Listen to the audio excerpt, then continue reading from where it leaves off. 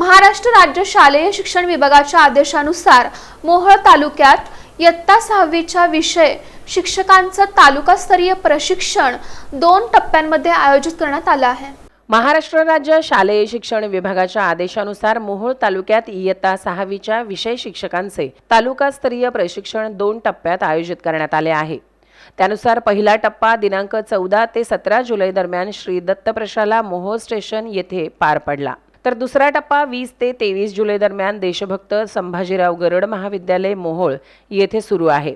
बदलत्या अभ्यासक्रमानुसार राज्य अभ्यासक्रम आराखडा, होलिस्टिक प्रोग्रेस कार्ड, भाषा, गणित, विज्ञान, सामाजिक शास्त्र, कला, कार्यानुभव आणि शारीरिक शिक्षण या विषयांवर तज्ञ मार्गदर्शकांकडून प्रशिक्षण दिले जात आहे।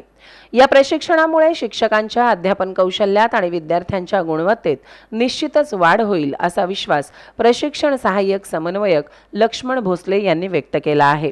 या प्रशिक्षणासाठी गट शिक्षणाधिकारी अविचल महाडिक, विस्तार अधिकारी बंडू शिंदे तसेच प्रशिक्षण विभागाचे लक्ष्मण भोसले आणि सुरेखा कांबळे हे अथक परिश्रम घेत आहेत।